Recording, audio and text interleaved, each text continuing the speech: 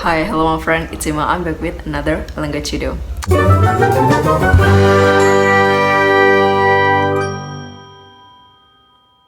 Oke, jadi finally aku bikin video lagi setelah kayaknya upload itu setiap 1 bulan 1 kali, 3 minggu 1 kali. Aku bukannya gimana ya, karena sekarang ini aku full time kerja, jadi ada kesulitan cara aku mengatur waktu. Karena setiap kali aku pulang ke rumah, itu aku udah capek, terus aku belum bikin script video dan lain sebagainya. Tapi aku berusaha banget supaya kedepannya tuh aku bisa lebih konsisten lagi buat upload video gitu. Untuk video kali ini aku bakal ngebahas tentang video bahasa, karena aku nggak ngerti mau bikin video apa gitu. Kali ini aku bakalan ngebahas gimana caranya aku belajar bahasa Inggris dari awal. Karena kalau misalkan kalian itu ngikutin YouTube aku dari awal, memang aku itu sering cerita kalau aku itu mulai belajar bahasa Inggris dari awal pas awal-awal kuliah tahun 2013. Dan pada saat itu emang aku mulai berkomitmen keras untuk belajar sendiri tanpa les. Aku menemukan berbagai cara, banyak perubahan yang udah terjadi gitu. Makanya di sini aku pengen share aja apa aja yang aku lakukan, media belajar apa yang aku gunakan. Jadi ini semua berdasarkan pengalaman aku. Dan again, bahasa Inggrisku tuh bukan bahasa Inggris yang bagus gitu. It's far from. Ya udah, aku di sini ngebagiin apa yang bisa aku bagikan aja gitu. Kalau dari aku pribadi, aku itu pengen belajar bahasa itu memang karena pengen ningkatin skill aja. Menurut aku, belajar bahasa itu nggak ada salahnya. Itu bakalan bagus buat kalian sendiri juga, mungkin buat jenjang karir kalian, atau mungkin buat studi reason kalian kalau misalkan pengen ambil S2. Yaudah, jadi aku di sini mau bagiin cara-cara aku belajar step by stepnya. Kalau misalkan kalian pengen nonton videonya, stay tune. Oke, step pertama, yang pertama banget sebelum kita mempelajari bahasa, buat aku sendiri ya, selama hampir 10 tahun ini aku belajar bahasa Inggris, ada beberapa elemen yang harus kalian itu kuasain gitu. Yang pertama itu ada reading, ada writing, ada listening, sama ada speaking.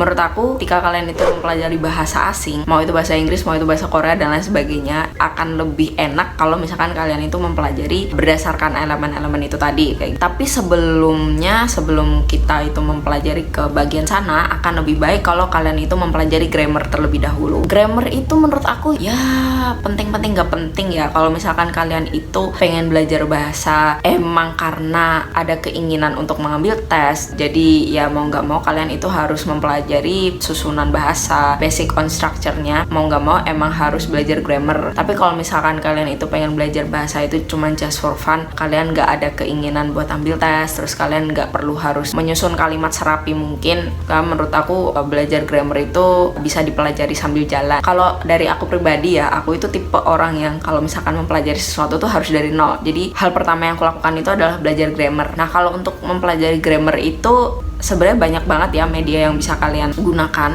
tapi aku paling suka itu pakai aplikasi Grammarly, sama ada juga dari British Council. Kalian bisa mempelajari itu, kalian pelajari contoh-contoh kalimatnya, terus kalian juga pahami strukturnya kayak gimana. Terutama buat teman-teman yang sekarang ini ada persiapan untuk tes bahasa ya, itu akan mempermudah kalian untuk mengerjakan soal itu pakai feeling kayak gitu. Nah, selama aku itu mempelajari grammar yang aku pelajari itu bener-bener semuanya lengkap aku pelajari, meskipun aku itu nggak menghafalkan satu persatu ini namanya apa, aku nggak mempelajari sedetail itu, tapi seenggaknya aku ngerti gitu loh, kapan aku menggunakan bentuk ini, kapan aku menggunakan bentuk itu, dan lain sebagainya kayak gitu.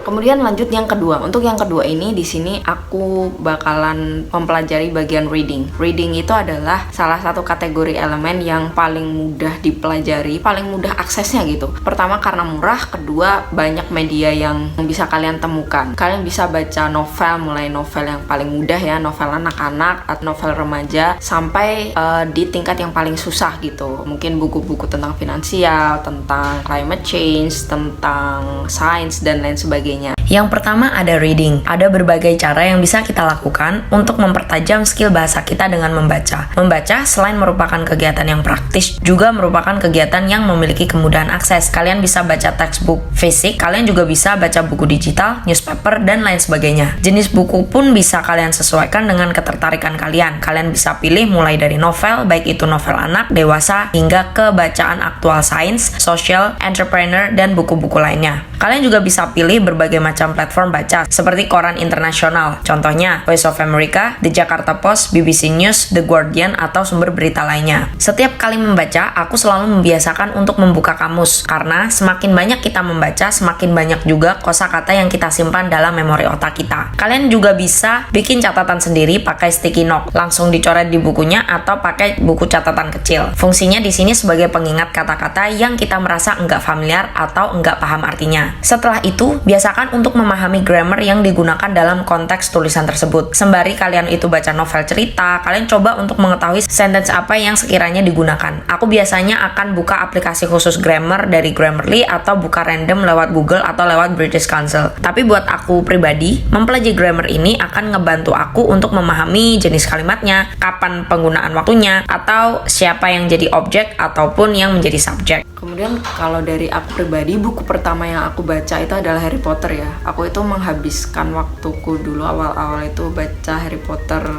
series pertama sampai ke 4 atau ke 5 gitu. Tapi aku belum selesai baca karena waktu itu aku masih kayak sibuk dengan skripsiku dan lain sebagainya. Makanya aku belum menyelesaikan. Kenapa aku itu pilih Harry Potter? Karena menurutku dia itu salah satu buku fiksi yang mudah dipahami, bahasanya juga ringan gitu. Aku suka caranya J.K. Rowling itu membungkus ceritanya Harry Potter kayak gitu, makanya aku suka. Nah, kalau misalkan dari kalian punya preferensi buku sendiri, kalian juga bisa pilih buku-buku sesuai dengan keinginan kalian.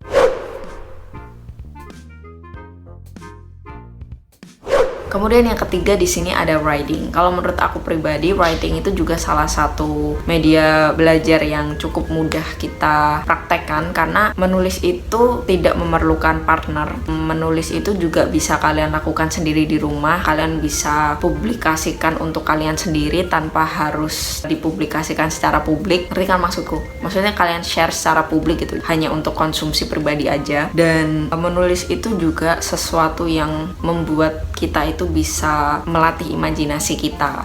Kalau aku pribadi, aku itu suka nulis di WordPress. Jadi kebanyakan tulisanku di WordPress itu memang aku tujukan agar aku itu bisa melatih kemampuan menulisku secara bilingual gitu. Jadi ada yang bahasa Indonesia, ada yang bahasa Inggris. Mostly bahasa Inggris. Kenapa? Karena bukan karena aku itu pinter bahasa Inggris, tapi karena aku ingin melatihnya dan mengasahnya supaya lebih ya terasa kayak gitulah. Cuman permasalahannya menulis itu memang membutuhkan partner untuk mengkoreksi ya, apakah grammar kamu itu masih ada kesalahan atau enggak. Cuman memang sejujurnya mencari partner untuk mengkoreksi itu ya susah-susah gampang, karena enggak semua orang itu punya waktu luang untuk mengkoreksi tulisan kita. Caranya supaya kita itu bisa tahu kesalahan kita dari mana, kalian bisa pakai Grammarly, karena aku juga pernah bikin video tentang Grammarly. Jadi Grammarly itu adalah salah satu grammar checker ya, bisa kalian sinkronkan ke web browser kalian, terutama di Google Chrome, atau juga bisa ke Microsoft kalian. Kalau aku pribadi, aku lebih suka sinkron ke Google Chrome ya, karena aku nulisnya langsung dari WordPress. Meskipun nggak bisa mengkoreksi tulisan kita seluruhnya, tapi seenggaknya ada beberapa tulisan yang mungkin dirasa bisa dikoreksi sama si grammar checker Grammarly ini.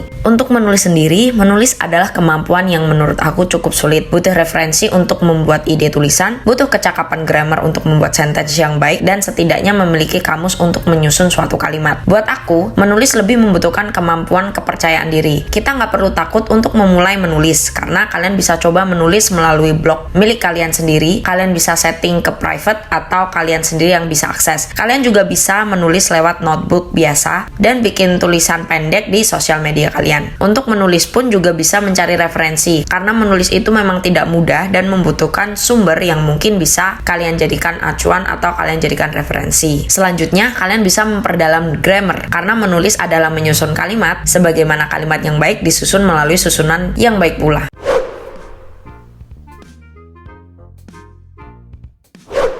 Sekarang lanjut ke bagian yang keempat. Yang keempat di sini ada listening. Sejujurnya aku itu pernah bikin video tentang rekomendasi channel YouTube yang biasa aku tonton untuk meningkatkan listening skillku, karena buat aku pribadi ya, untuk mempelajari listening itu aku lebih suka sesuatu yang ada visualnya daripada podcast atau daripada radio dan lain sebagainya. Kenapa? Karena semisal ada visualnya atau ya paling nggak ada teksnya kayak gitu, itu akan mempermudah aku untuk mengetahui mereka itu ngomong apa. Sedangkan kalau misalkan aku itu ngedengerin podcast doang atau radio doang, itu kadang aku masih banyak miss kata yang aku tuh nggak paham mereka itu ngomong apa kayak gitu. Makanya aku itu jauh lebih suka nonton YouTube atau nonton film kayak gitu. Terus kalau misalkan listening sendiri ya, semakin sering kalian itu nonton atau mendengarkan sesuatu berbau bahasa Inggris, mau itu film, mau itu lagu dan lain sebagainya, itu akan membantu kepekaan telinga kalian untuk memahami apa yang mereka ucapkan kayak gitu. Dan menurut aku pribadi, listening itu juga akan bekerja sangat maksimal ketika kalian itu sering membaca. Kenapa? Karena ketika kalian itu sering membaca, banyak vocabulary yang kalian tampung di otak gitu. Jadi ketika kalian itu mendengarkan seseorang itu ngomong, kalian tuh tahu gitu loh, kalimat yang dia pakai itu adalah kata yang dia pakai itu adalah kata yang sudah pernah kita baca atau sudah pernah kita dengarkan sebelumnya dan kita sudah tahu artinya kayak gitu. Untuk listening sendiri, kalian bisa memanfaatkan platform-platform seperti YouTube, platform penyedia film atau series dan podcast ataupun radio. Aku akan memilih media seperti YouTube atau film karena selain aku mendengarkan, aku juga bisa melihat visual script teksnya. Itu akan jauh lebih memudahkan kita untuk mencerna apa yang kita dengarkan. Kalau dari kalian merasa sudah cukup mahir, kalian juga bisa banget naikin level kalian ke level yang lebih advance, kayak dengerin podcast tanpa visual script teks. Di sini listening ini adalah kemampuan yang memang harus diasah. Semakin sering kalian itu mendengarkan, semakin mudah juga kalian dalam berinteraksi dengan native speaker ataupun non-native speaker yang emang ngajakin kalian ngobrol pakai bahasa Inggris. Kalau listening ya intinya listening tuh emang harus dilatih sih. Kita nggak bisa yang kayak satu hari mendengarkan terus langsung ngerti gitu. Bahkan aku itu butuh waktu bertahun-tahun sampai akhirnya sekarang agak lumayan lebih mudah memahami mereka itu ngomong apa, meskipun aku masih tetap membutuhkan teks gitu, ngerti kan?